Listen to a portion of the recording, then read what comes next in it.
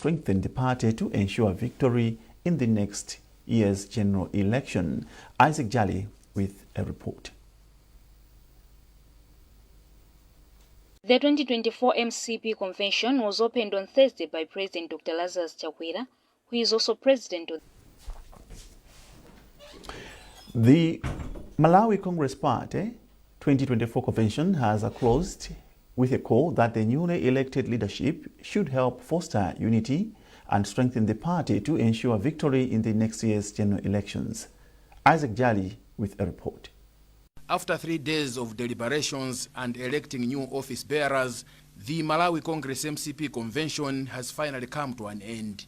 Closing the convention, President Dr. Lazarus Chakwera, who is also leader of the Malawi Congress Party MCP, challenged those elected into various positions to avoid greed, but to work hard in serving the poor, to avoid sowing seeds of division in the party, and never to quit, for MCP wants to win the next election.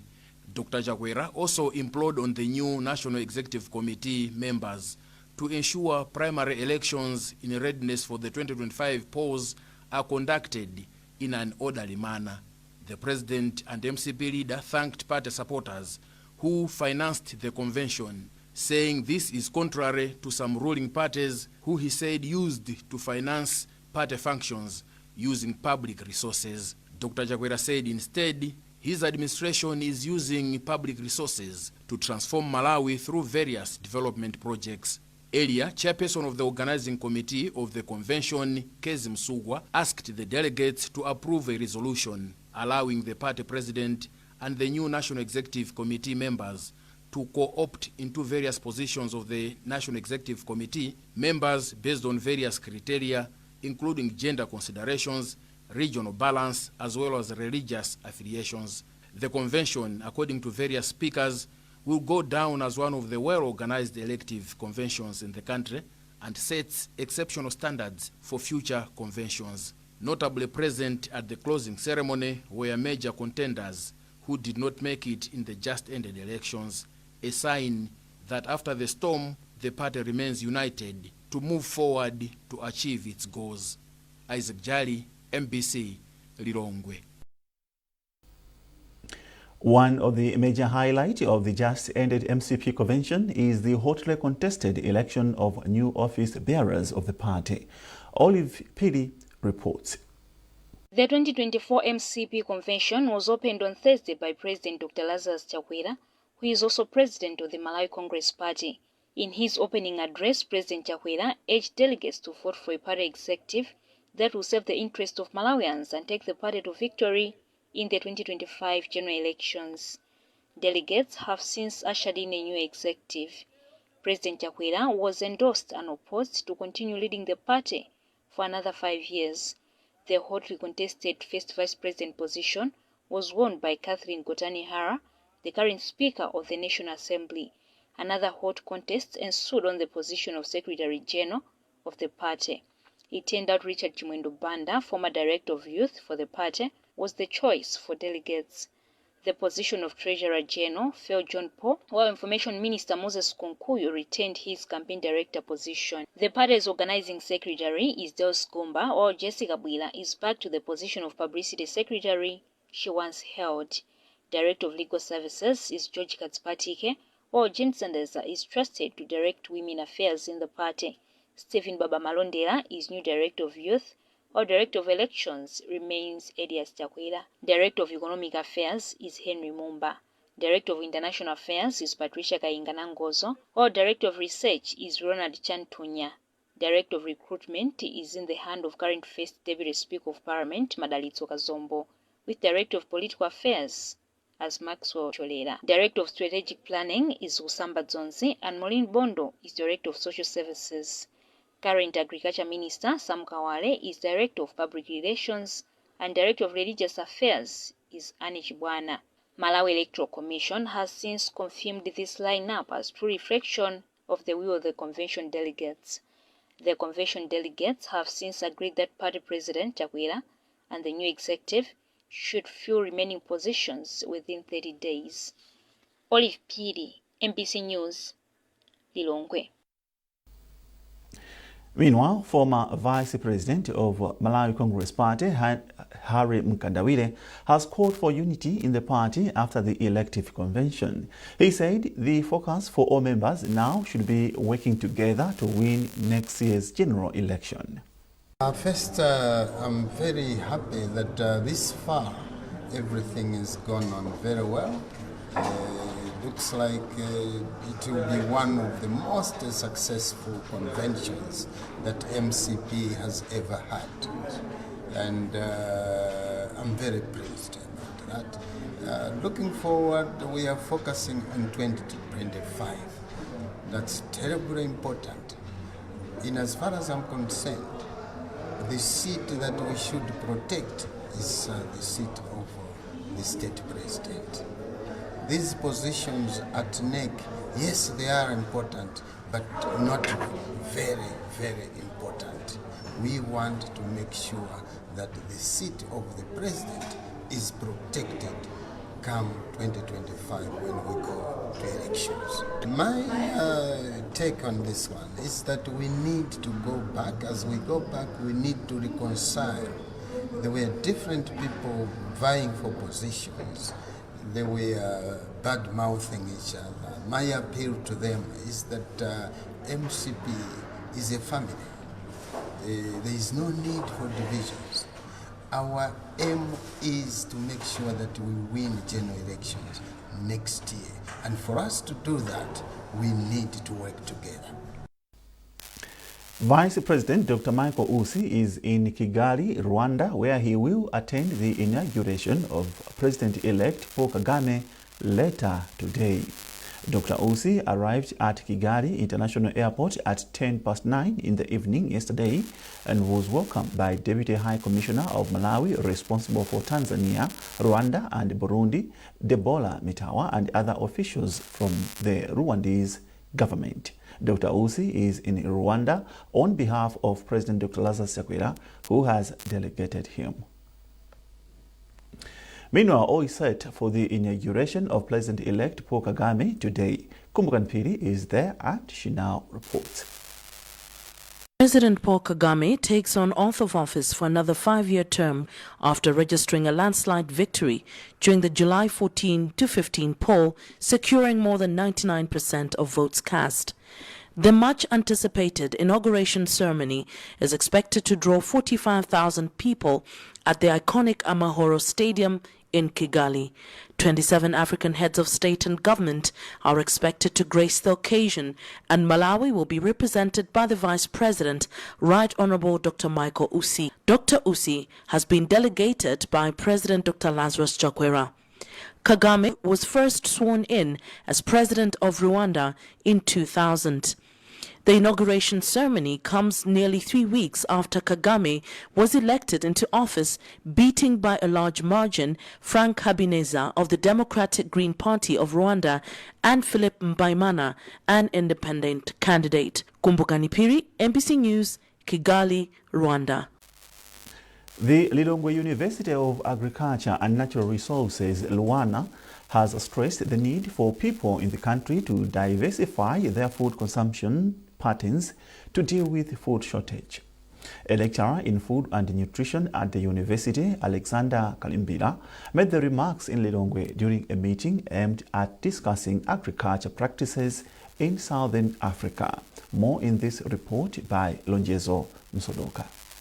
The multi-stakeholder dialogue on agriculture, which started on Tuesday, attracted delegates from various countries in the southern region of Africa, including Malawi. Issues such as food system transformation, food security, climate change, nutrition, environment and agriculture were discussed with hope to promote better dietary habits and a healthy nation in an effort to end hunger. Stakeholders from the academia also attended the conference. Associate Professor on Human Nutrition at Lilongwe University of Agriculture and Natural Resources, Luana, Alexander Kalimbira, said food security is not just about having enough and nutritious diet, but also having food that is acceptable. Kalimbira said it is high time Malawi as a country reduces the uptake of SIMA and focus on other components of diet. There's a problem that we tend to eat certain foods too much, more than we should have been eating them. For example, our plate, when we cook nsima, the portion of nsima really overwhelms the entire plate, and with very little ndiwo side dish that comes along with it. That dietary pattern hasn't worked the last 60 years for this country. We have high rates of malnutrition because that kind of dietary practice and pattern is deficient of micronutrients, vitamins and minerals. Civil Society Agriculture Network CISANET chairperson Helbert Chagona said the meeting has been beneficial to the country as a lot of issues such as agriculture nutrition related policies have also been highlighted for a possible consideration. Coming down to Malawi now, we're looking at pathways, especially hunger and then dependence on SIMA, and said how would we change what's the behavior change we can really adapt and make these changes in order to make people eat nutritious food and not only rely on SIMA. But it has been very good 3 days looking at the policies and what other countries are doing in Africa. The 4-day conference attracted about 200 delegates from more than 20 countries in Africa. Lonjeson Sodoka, MBC News, Lilongwe. The Mzuzu City Council has launched a project to construct dilapidated bridges in the areas such as Chiputula, Katawa, and Mzilawangwe. Sala Kamanga has compiled this report read by George Mkandawire. For a long time, people of various areas in the city of Mzuzu have been complaining about mobility challenges due to state of roads in the city. It is against this background that Mzuzu City Council embarked on an exercise to improve roads and bridges in the city. Today, under the Constituency Development Fund, construction project of 3 bridges in Chiputula, Katawa and Mzalaingwe townships has commenced. Philemon Maseko is Director of Planning and Development for Mzuzu City Council and explains more about the projects. We have tried to make a proper mechanism that the supervision for the works should be very, very strict, and the scope of the work should be followed up to all the technicalities, so that at the end of the day, we need to have a product which is a bridge that can be used by the community today. It can be used by the community tomorrow, and also a bridge that can sustain up to the future time. Councillor for Chiputula Ward, Wiseman Mkandawire, said lack of a better bridge affected people in the area as it is the only shortcut to Mzuzu Central Hospital. This bridge is very important because it connects to Chiputula and Shingambo, and it's a shortcut when people are going to Mzuzu Central Hospital. Brenda Kadzombe, who stays near the bridge at Chiputula, explains what she has been witnessing. Some falling, including those on motorbikes and vehicles, to the point that a child was coming from school and they did not know the bridge was damaged and they fell from a motorbike. Mzuzu City Council is expected to start the construction works as soon as possible. You are watching MBC News with me, Simeon Boyce. Remember, you can access all MBC digital platforms by scanning the QR code at the top of the right corner of your TV screen. A reminder of our top stories this morning. The Malawi Congress Party 2024 convention closes with a call that newly elected leadership should help foster unity and strengthen the party to ensure victory in next year's general election. Malawi expects to start tapping electricity from Mozambique by May next year. And President Paul Kagame of Rwanda takes oath of office for another 5-year term today.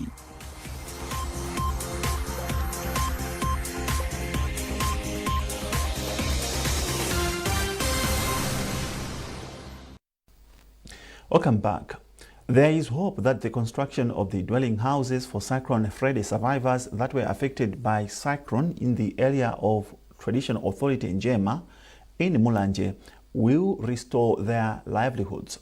The recent visit by Habitat for Humanity and Portland Cement Company to construct for the construction at the site revealed that some houses have reached window level while others are near completion. Details in this report.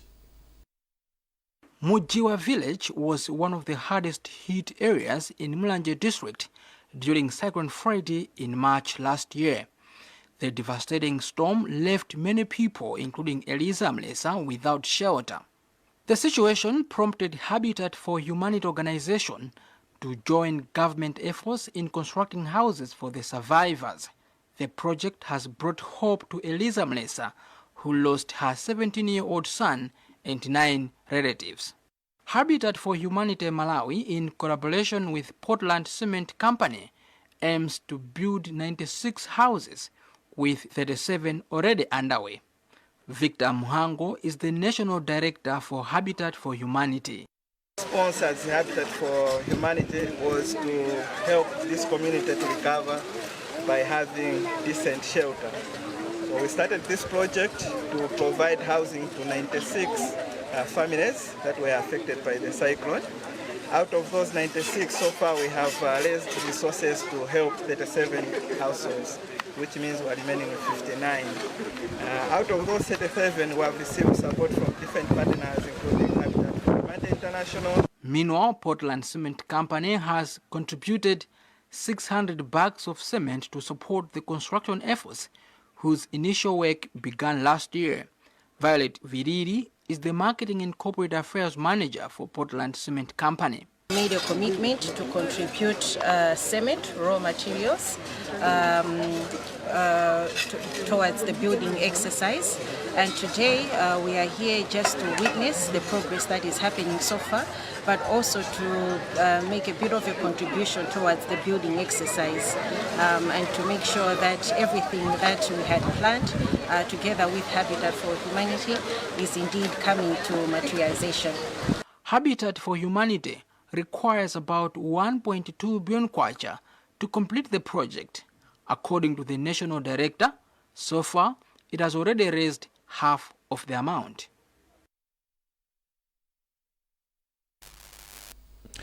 Malawi is expected to start tapping electricity from Mozambique by May next year. This has been revealed in Mozambique by officials of the Mozambique and Malawi together with the contractors of Malawi-Mozambique Electricity Interconnector. Justin Nkweu has more in this report. In its quest to meet electricity demand and provide more, the Malawi government has implemented different projects. Among them is the Malawi-Mozambique Electricity Interconnector. This project will see Malawi buying an initial 50 megawatts from the neighboring country, Mozambique. The electricity will be coming from Kahorabasa Dam in Tete Province, Mozambique, to Matambo substation in the same province.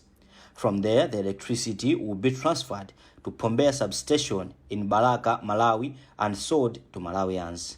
The construction of Pombeya substation is done, but the project awaits the completion of Matambo substation and a transmission line. Substation consulting engineer Suraj Prakash has assured Malawians that the construction of Matambo substation will be done by December this year, while the construction of the transmission line will be done in the first quarter of next year, and Malawi will start tapping electricity.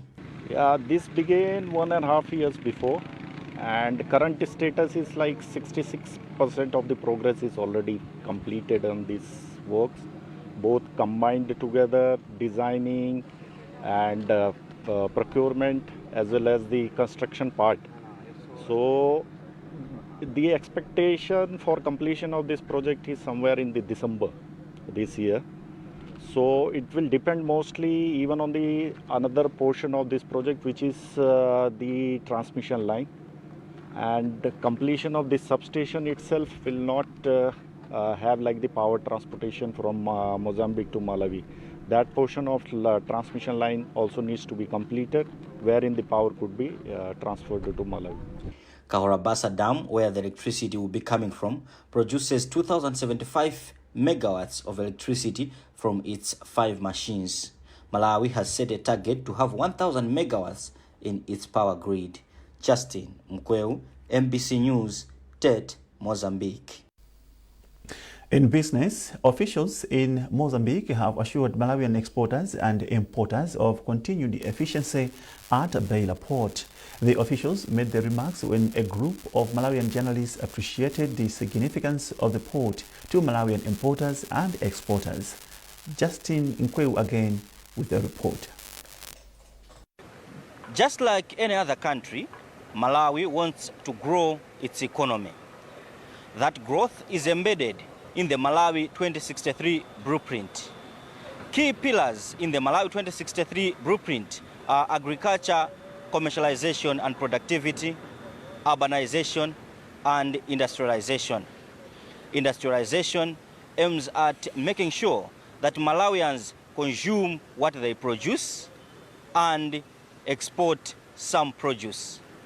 But those exports need facilities for them to reach the intended countries. For example, tobacco needs facilities to reach Malawi's markets in Europe and the newly found market in China. Today we are here at Beira Port in Mozambique, one of the ports that are used by Malawi products when being exported. Officials at the port have indicated that the port is a cost-effective port since the route is short and the service is fast. We engaged the Director of Operations, Miguel De Jega. The first thing is our geographical or strategic location. We are the shortest route to Malawi. And in terms of cost benefit, Beira Port is the best route. And of course, the quality of service that we are rendered to Malawi shows in terms of volume. That's why Malawi market prefer to use the Beira Port. Officials at Beira Port have now pumped in $290 million to expand the port and accommodate more people. Malawi, therefore, has been urged to utilize the port for its exports and imports. Justin Nkweu, MBC News, Beira, Mozambique. And finally, in sports, Mighty Mukulu Wanderers played in a class of their own to hammer Mzuzu City Hammers by 8-0 at Kamuzu Stadium in Blantyre. It has been a similar story at Oble Dimba Stadium in Mchinji, where Craig Sporting Club walloped Baka City by the same scoreline. Norbert Jameson reports. It was an imperious performance from Wanderers, the one they needed to kickstart their second round of the season. Isaac Kariati and Clement Nyondo netted a brace each, with the other goals coming from Samata Njong, Patso Kamanga, Gadi Chirwa and Mishek Botoman. This is the biggest victory of the season this far, taking Wanderers to 31 points as they remain second on the table. Following the humiliation, Hammers have dropped from 3rd to 4th position with 25 points. Craig Sporting Club have taken 3rd spot following a 5-star performance that saw them wallop fellow rookies Baka City also by 8-0 at Obre Dimba Stadium in Mchinji. At Karonga Stadium, Sten Dev scored a stoppage time winner as Silver Strikers edged Karonga United by 1-0. Silver remained top of the table, 9 points clear of Wanderers. Elsewhere, Civil Service United were 4-0 winners over Chitipa United, while Bangwe All-Stars managed only their second victory of the season, following a 2-1 win over the Dynamos at Balaka Stadium. Saturday action kicked off the second round of the season in style, with 24 goals scored in 5 matches. Norbert Jameson, MBC Sports. Well, that item wraps up this edition of MBC News. A reminder of our top stories before we go. The Malawi Congress Party 2024 convention closes with a call that newly elected leadership should help foster unity and strengthen the party to ensure victory in next year's general election. Malawi expects to start tapping electricity from Mozambique by May next year. And President Paul Kagame of Rwanda takes oath of office for another 5-year term today.